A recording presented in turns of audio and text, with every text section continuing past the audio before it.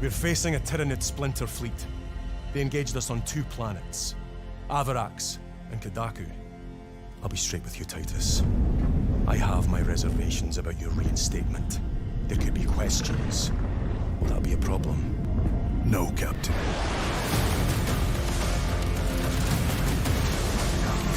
Tyranids!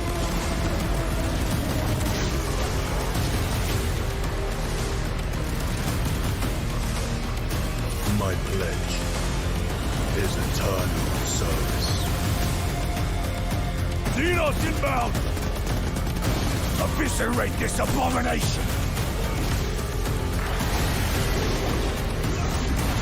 Come forth and be slaughtered!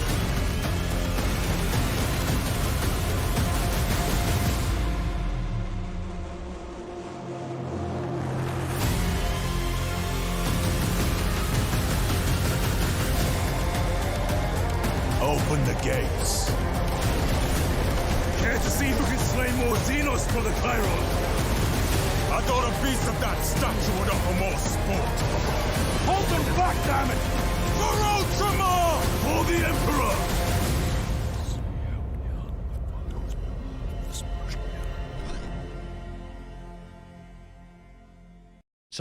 So welcome to a discussion about what we saw in the Space Marine 2 trailer that just launched at the Summer Games Fest. We got to see that. I'm going to slow down a lot of the parts of this so we can talk about it. This is by Saber and Focus. And looking at Space Marine 2, there's a lot of things that they're doing that I actually find to be quite intriguing. And so I want to jump back. We're going to start at the trailer as I do this intro, and we're going to look at this a bit at a time and talk about some of the stuff that I've noticed in this game that really a lot of other games, other than the most cinematic ones, are not doing.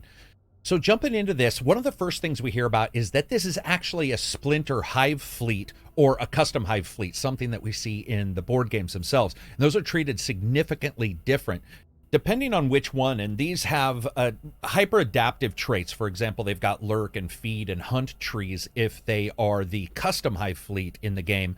If they're splinter hive fleet, they basically take on all of the benefits of the original hive fleet. So I'm wondering exactly why they in particular said a splinter hive fleet. This will be interesting to see what you end up doing. And they've stated that there's 2 places in which these Tyranids have actually attacked. This is one of the things that you see sometimes in the novels, sometimes you see in the way that they go about attacking the Space Marines or attacking different planets. And this is also, of course, going to allow you to jump between those planets, most likely within the narrative itself. But let's look in slow motion at just some of the combat. One of the first things we see is, as a Space Marine, you coming off your ship and seeing other Space Marines that have been killed by the Tyranids themselves, and you coming in. This is sort of replicated in the story where they say that, you've been reinstated. And then we see a lot of different elements where it shows some very long draw distances, but also a lot of action going on in the background. Now, I want to talk about this because in a lot of games, you'll have that foreground, you have the mid, and then you'll have your extended, really what's usually hitting on depth of field in the extended background. But what we see in Space Marine is something different. They're showing a lot of that activity going on in the backgrounds, and that creates this busy feeling. We only see this usually replicated in some games when they want to draw your attention to the background, but you notice it in the Space Marine trailer. They continue to show it over and over and over again. I love that part there where you can see the air and the hot exhaust coming out of the back of his jump pack. It's so good. Here also, and we see this a couple times in the game, various different swarm kind of mechanics that we see that are greatly enhanced from the original game. And of course, the original game was so many years ago. But again, you see that pullback of depth of field and a lot of those processing. And instead, what you get is a very clear and what I would say is detailed background that gives you a feeling of that chaos and that overall war that we see in Warhammer. And that in a lot of games, they just sort of hide behind a lot of those special effects. A lot of times that's done in particular so that you can get more characters on the screen. You can sort of blur out that background, but this is just phenomenal. Some of the bits that they're showing here look really incredible.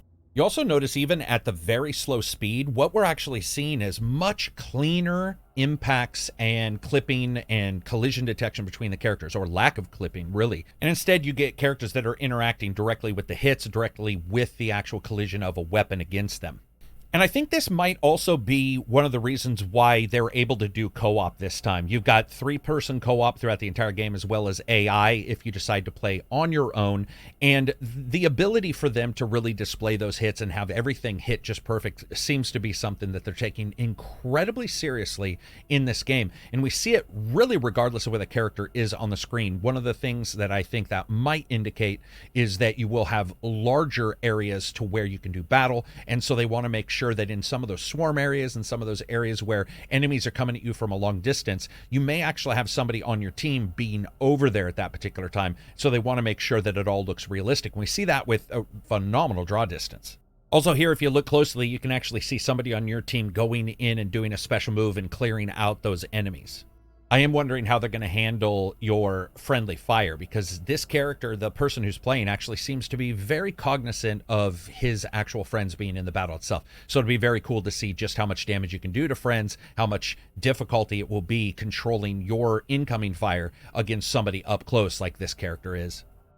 The reason at the starting why I brought up the splinter kind of hive and what they've announced is actually occurring here is because those hives have the different adaptive skills that they take into battle, and I'm wondering exactly how that's going to be handled, or if they're going to state, you know, these Tyranids are different than the normal Tyranids and what exactly they may have, because those traits could really feed into the actual story itself and be something very unique with how you might have to handle these Tyranids. But what I'm seeing in Space Marine 2 just looks phenomenal, unbelievable tech. They really do have this thing nailed down when it comes to the delivery and that kinetic feel of these larger-than-life characters. And it's something that, as a Space Marine 1 fan, I got to say, when I saw this trailer, I was just like, yeah, we got to jump in here. We got to talk a little bit about what we're seeing. And I think from a technical level, when it comes to the work that they're doing and delivering the foreground and the background and the mid all together as one cohesive, I would say, picture of the game, to me, this thing looks phenomenal. I'd like to know what you guys think. Give it a comment in the comments section. You guys want to see more breakdowns on some of the trailers? I would love to know. If you do, give me a heads up on it in the comments as well. Thumbs it up. Peace out. Enjoy the rest of your week. We're facing a Tyranid splinter fleet.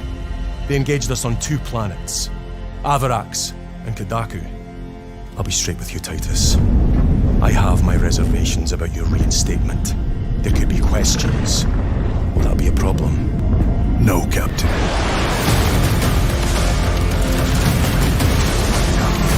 Tyranids!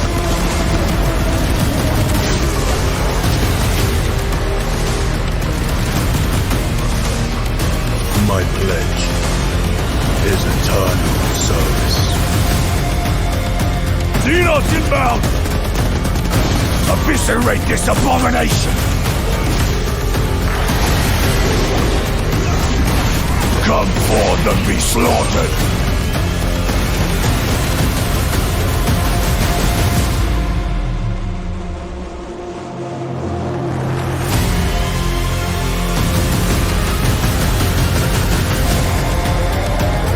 Open the gates!